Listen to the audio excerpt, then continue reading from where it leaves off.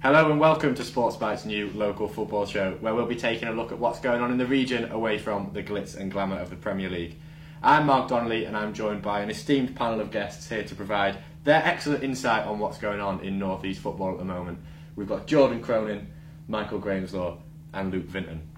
We'll start in the National League North with Gateshead. 1-1 draw with Macclesfield Town last night. Danny Johnson getting the goal for the Heed. Jordan, thoughts on that? Yeah, it was a kind of poor result in terms of Macclesfield's league position, but it keeps Gateshead unbeaten in it's about 8 games now, and they've drew the last 3 at home. So it kind of keeps a bit of momentum going. They're unbeaten, and carry on, try and carry it on. And you mentioned there, obviously, the draws. They are getting a lot of draws. 5 of the last 9 games have ended in draws. Michael, is that going to derail a potential playoff push? Oh, definitely. I mean, if you look at the 2 seasons where they really got into the playoffs, where they pushed for promotion, they were turning those draws into wins and they were turning losses into draws. Don't get me wrong, they're playing quite well now and they're probably one of the top 6 teams in the league. But those draws are just gonna lower the position. And it is disappointing, I guess, the draws, because they have beaten some teams, Tranmere, who were in the playoffs, obviously in the Football League a few years ago, and Luke, they'll be disappointed probably that they are only 9th in the league. Yeah, they've had some good results.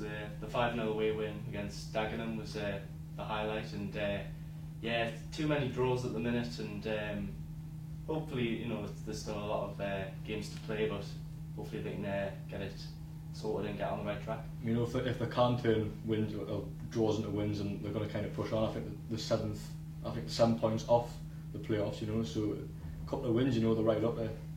And away from the negatives, maybe more of a positive, Danny Johnson with another goal. That's now 6 consecutive National League games he's scored, and equalled John Shaw's record of scoring in 6 consecutive league games for Gateshead. His form's been excellent this year. Where would they be without him, kind of thing, top goal scorer, came in, scored a lot of goals, probably the main reason why they're in the position that they are. Yeah. And I guess the difficult thing now will be, with the January transfer window approaching, can they keep hold of him? Yeah, well, he's a popular guy, many clubs will want him. Personally, I think he'll stay at the end of the season. I think Gateshead will really need to rely on him and his goals, and obviously to push for the playoffs. And the big question: can they reach the playoffs? It's a difficult one, but I think they can do it. I think if they've shown that they're capable of getting good results, but they get the draws. They're going to have to quickly turn them into wins to push for it. I personally can't see them reaching the playoffs this season, but they've got some good young talent as well as some veterans there. The veterans can teach the youngins a few good things. If they can keep a hold of Johnson past this year, then next year promotion's a real possibility, but not for me this year. So moving away from the National League North to some Northumberland Senior Cup action, Blythe and Bedlington in action last night. A scoreline that I think very few would have seen coming. Blythe Spartans 11, Bedlington Terriers 1. Yeah. Well, where do you start? You look at Bedlington Terriers and you look at the previous results. That I think are the 3rd most informed team in the Northern League Division 2, but as they say, class prevails. Class is over form.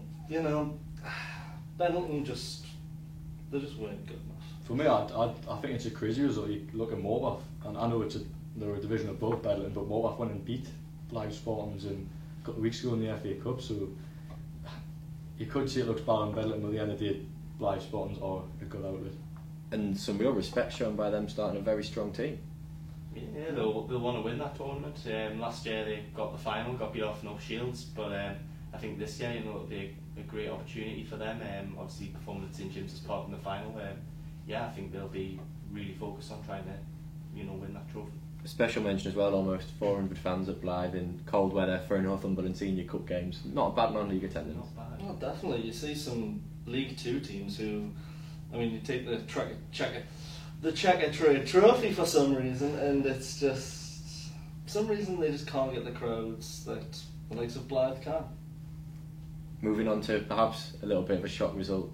FA Vars winners Morpeth 2-0 up after 20 minutes, seemingly cruising, and then to lose 3-2 to Bishop Auckland.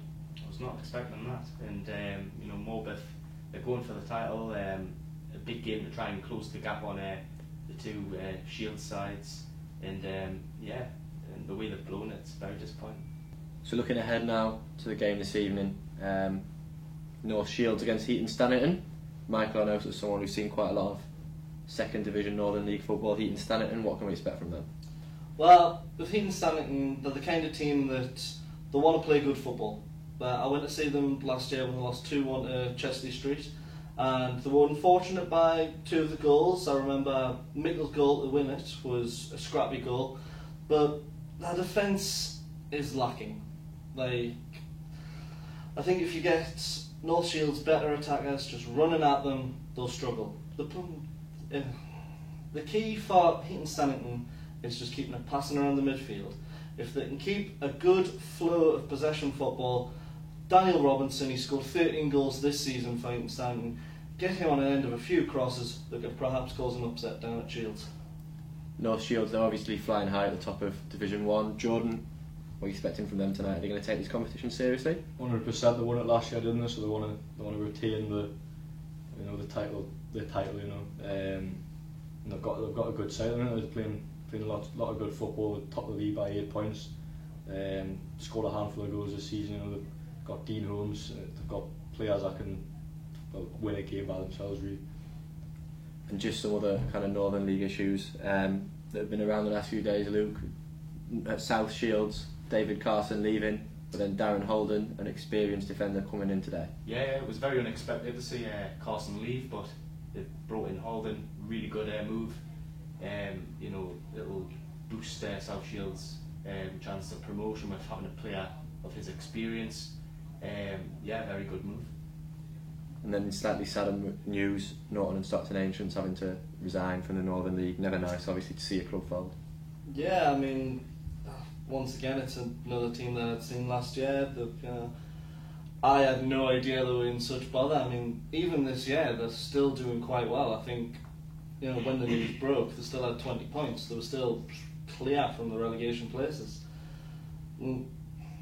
Just didn't really see it coming. And I think what's happened is kind of promoted the point that Norton went up to the Division 1 last year. It kind of shows teams what can happen if you force promotion from Division 2 to Division 1. And I guess that's another hallmark for why teams aren't going for promotion to the Evo Stick Premier League a lot of the time, that there was extra financial pressures. Yeah, definitely. It's disappointing because there's some good talent in that division, and it's like money prevails. They say money's a bad thing for football, but sometimes you may need it to help the club, improve the club. And just fingers crossed that someone can come in and start them again, because I've seen a lot of supporters on Twitter saying that they're kind of the last existing non-league club in Middlesbrough, so hopefully something's done about it. That's brilliant. Well, that's all we've got time for this week. If you've got any non-league issues you'd like us to discuss next week, do tweet in and we'll see you then.